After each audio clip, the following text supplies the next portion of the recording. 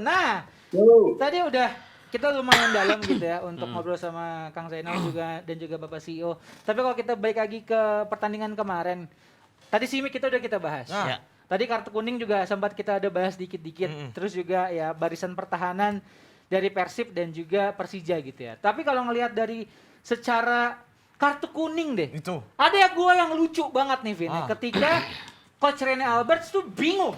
Gue di kartu kuning.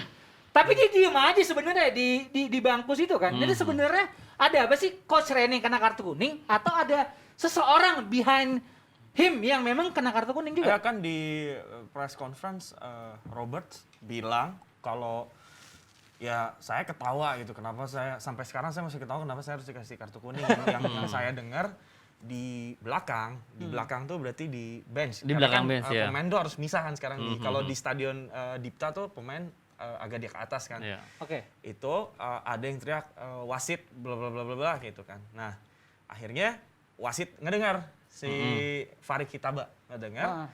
Tiba-tiba kayak mungkin ada nada yang tidak mengenakan dari benchnya Persib mengatakan wasit. Akhirnya dia langsung mendekat ke bench benchnya Persib Bandung, terutama ke Coach Robert.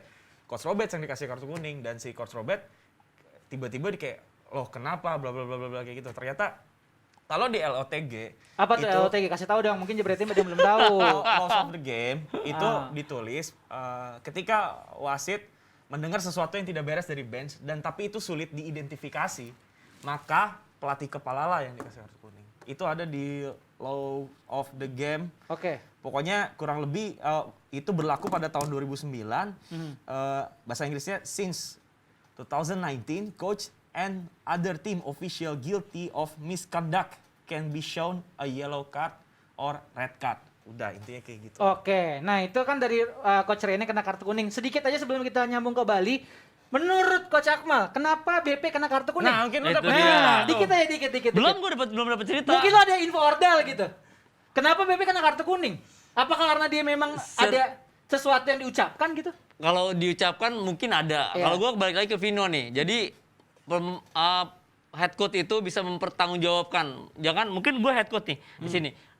Kita satu band ya kan. Vino mungkin teriak, tapi wasit yang lihat head coach. Bisa head coach yang kena kartu. Mungkin head coach yang dipertanggungjawabkan yang kena hukuman di situ. Oke. Nah, gue juga nggak tahu nih BP nih apa melontarkan kata-kata. Itu gue juga pernah gitu, gue yang melontarkan kata-kata tapi yang dapat head coach yang kena gitu loh. Ya gue juga jujur aja gue baru belajar juga nih dari Vino nih tadi nih. Mantap Vino Law of the memang. game-nya, ya Wikipedianya kan? Indo dia emang, Ya luar nanti biasa. gue tanya lagi dah ya kan. Menurut jebret tim kira-kira kenapa BP kena kartu kuning? Silahkan taruh di kolom komentar. Sambil lanjut lagi nih. Ya Persib akan lawan Arema ya kan selanjutnya. Dan yang berat adalah Persija akan lawan Bali United. Iya. Yang notabene punya rekor di seri keempat 11 kali main, Bali menang 10 kali dan cuma seri sekali ya Kak. Kalau nggak salah ya, correct me if I'm wrong, Suhu. Iya, Suhu ya. Terakhir Nah, menang. gacor nih. Nah, lo ngelihat permainan dari Bali. Persib lawan Persiraja. Nah, kalau misalnya ngomongin soal Bali dan juga Persija nanti gitu kan. Bagaimana Persija bisa menahan Bali yang sedang On fire. anget-angetnya, lagi nyetel-nyetelnya gitu. Karena di saat itu Boboto pasti berdoa Persija harus menang lawan Bali United. Nah, minimal nahan imbang. Iya, Itulah iya. doa yang bagus untuk Persija Nah. dari Boboto. Saya mau nyambungin ke liga luar tapi pasti nggak masuk ke sini. Udah lanjut dulu. Ya, lanjut dulu. Coba gimana ngelihat Bali dan Persija nanti kalau Coach Akmal sendiri? Kalau gue bilang nih Bali ini emang lagi gacor-gacornya ya. Apalagi di setiap lini mereka punya pemain berkualitas. Kalau Persija masih cari, jangan itu aja ya. Dari Roy Hichan aja bisa turun di center back. Iya. Ya kan? Nah, ini emang ya kepusingan pelatih lah. Kalau gue bilang kepusingan pelatih nih. Kujen nih bagaimana nanti bisa merotas. Kalau gue sih paling Persija nothing tulus. Kembali ke situ aja. Nah, ya kan? Justru itu akan jadi keunggulan Persija yang bermain nothing tulus karena Itu dia. karena Persija buat mikirin juara aja udah jauh, degradasi juga kemungkinannya kecil gitu Iya. kan. Artinya dia kalau ya artinya kan Cari formula gitu betul, kan ya, cari cari formula. formula. Karena kan musim sisanya tinggal dikit lagi artinya ya udah gue akan memanfaatkan sisa musim ini untuk menguji pemain gue di musim depan nanti atau mungkin di sisa musim ini akan jadi seleksi siapa yang masih layak membela Persija atau yang Iya. akan gue lepas. Betul. Ya, artinya di sisa pertandingan ini Persija yang nothing tulus bisa jadi batu sandungan buat Bali United. Iya. Bali dengan tekanan dia berbeda 3 poin dengan Persib dan juga ini 1 sampai 5 gitu ya. Masih sama-sama punya peluang untuk juara Iya. musim ini. Lo ngeliat kesiapan Bali gimana, Vin? Bali United ini kayak ada X factor Apa ketika tuh? Bali United main di Faktor X. Bali itu tiba-tiba dia X Factor kayak Fatin dong ya, bukan ya? garing anjir. sorry ya, masuk dulu. Saya dengar suara goib soal tadi. Ada semacam apa ya faktor X itu kenapa Bali United ketika main di Bali juga memang lebih baik karena memang ya Suatu gimana, privilege, bukan? Privilege atmosfer Ah. juga bawa Bali ya mereka terbiasa di Bali ya kayak ini kandang gue gitu dan lain-lain dan Bali United sebelum berakhirnya paruh musim pertama ada di peringkat yang memang tidak ya baik tapi bukan yang terbaik gitu. Yeah. Artinya ketika masuk putaran kedua Bali United melakukan sejumlah perombakan termasuk Persib Bandung dan juga ya termasuk Persib Bandung ada beberapa perubahan yang dilakukan oleh Bali United dan Bali United lebih banyak dia narik beberapa pemain lokal ganti pemain asing dia dan karena perubahan itulah yang membuat Bali United sekarang tampil lebih baik daripada putaran pertama. Arema gimana? Arema yang dari putaran pertama masuk putaran kedua jelang masuk putaran kedua Arema nggak ganti apa-apa gitu kan. Yeah.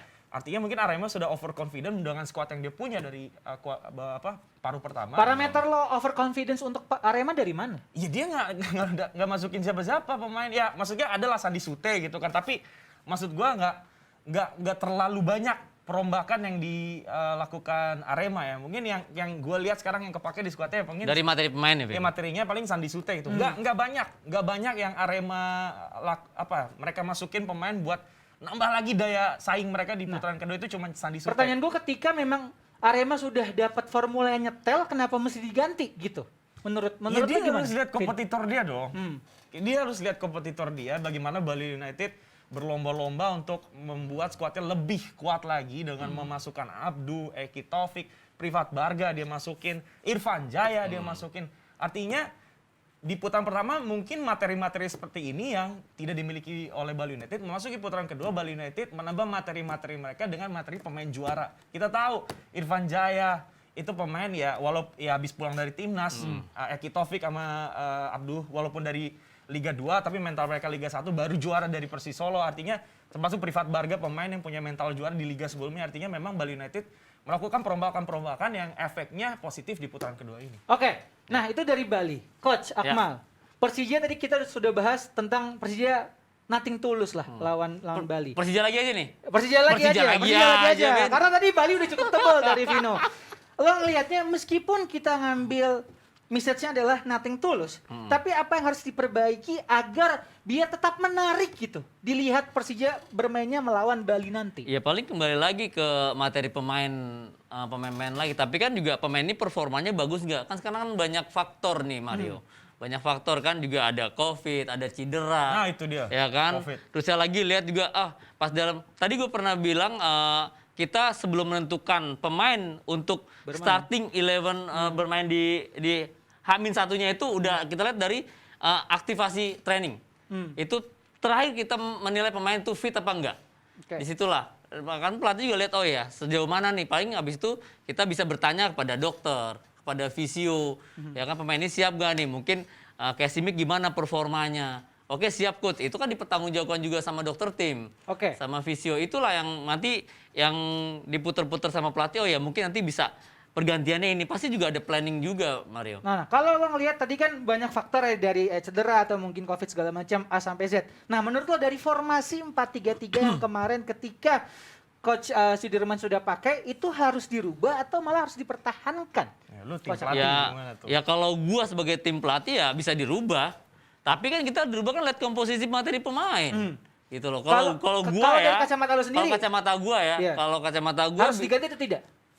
ya kalau menurut gua kalau gua sendiri gua ganti. Menjadi dari 4-4-3 jadi formasi apa Bisa yang akan formasi diturunkan? 4-4-2. 4-4-2. Jadi gini, gua sekarang menerapkan kepada pemain muda gua, formasi apapun itu tidak baku. Yang penting pemain mengerti apa prinsip dari bermain. Pemahaman itu harus dimengerti pemain-pemain. Gitu loh. Sekarang kan juga kita belajar nih, kita edukasi ya. Jadi bagaimanapun formasi itu tidak baku dan bisa berubah jadi 4-3-3 bisa bertahannya 1-4-1-4 ya kan itu bisa berubah-ubah lah tapi kalau pemain itu bisa mendapatkan pemahaman bermain yang bagus prinsip bermain yang bagus dan transisi yang bagus itu pun nggak ada masalah gitu dan mempertanggungjawab satu juga mereka punya totalitas lah gitu totalitas di situ dan percaya diri nah itulah pelatih bagaimana melihat pemain ini ya satu nggak jauh dari performa tapi faktor kan juga banyak juga Mario. Ya.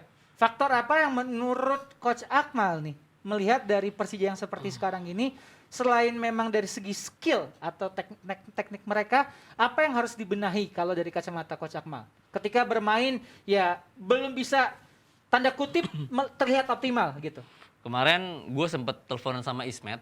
Ya sebelum main tuh Vin gue di Bali Ismet nanyain gue main lu telepon enggak dia telepon gue gitu. Dia telepon gue lu lagi di Bali ya bilang, iya gue lagi di Bali gue bilang gimana Ji kondisi tim aman ya kan berarti kan kondusif dong ya kan biasa kan dia kan apa kan ngomong sama gue ya kan berarti kondusif ya dan mungkin dari segi mungkin bonus juga apalagi lawan Persib luar biasa bonusnya luar biasa lawan bonusnya gue nggak tahu mungkin juga sini harus ya kita kalau sebagai pelatih itu harus mencari tahu ya pendekatan-pendekatan mungkin secara personal ada apa sih di tim ini gitu ada apa sih mungkin banyak faktor lain yang mereka mungkin juga jenuh bosen kayak gitu kan juga ada juga kenapa Simic performanya turun kan juga harus ditanya ya. Jadi kalau buat Coach Akmal melihat nanti Bali Persija lebih kemana apakah 50-50 atau malah menang Persija atau malah menang Gue balik lagi kalau emang mereka main lepas, bermain nothing tulus,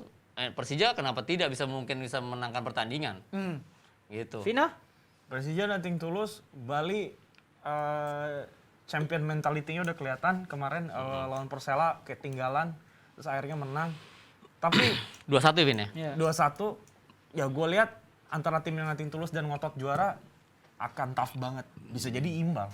Bisa jadi imbang. Oke, kalau menurut Jebret Tim gimana? Silakan taruh di kolom komentar. Sampai kita lanjut lagi sebelum kita tutup episode ini. Bayangkara Persebaya. Nah, Kok Bayangkara Persebaya? Bayangkara.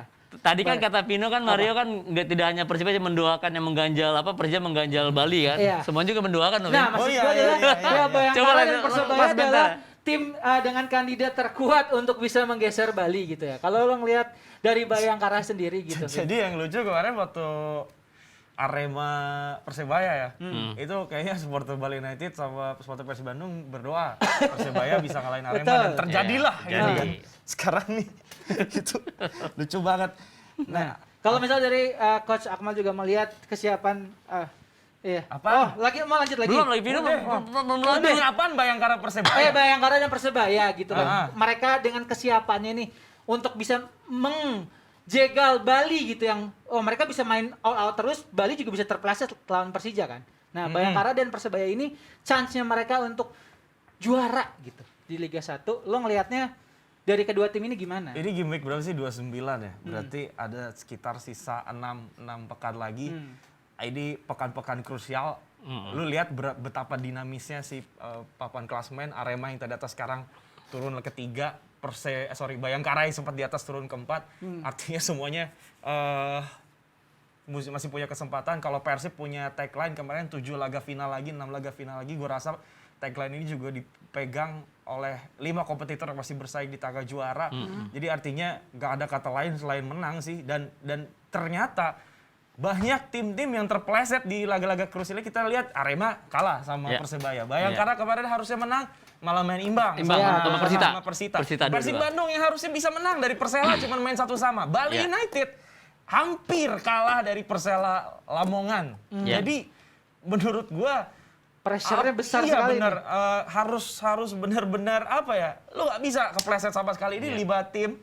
Bali United yang ada di atas nggak boleh, ya pasti gua rasa juga mereka pakai mawas diri, nggak bisa ngerasa dirinya aman karena 4 tim di bawahnya siap-siap untuk nyaplok Bali United karena peluang Bali United buat turun ke peringkat kelima juga masih cukup besar. Iya. Nah, kalau ini 6 pertandingan. Ya, gue sih tadi setuju sama Pino ya. Kita banyak mengalami hal tersebut ya. Siapa yang akan terpleset nantinya? Ya kan, maksudnya juga nggak ada faktor lagi. Tapi tidak hanya di papan atas loh Mario. Di papan bawah pun juga tipis-tipis. Coba lihat papan bawah dulu. Bang Giri. papan yang ada di bawah. Persiraja, Tuh, ada lihat kan? Persela, Persipura.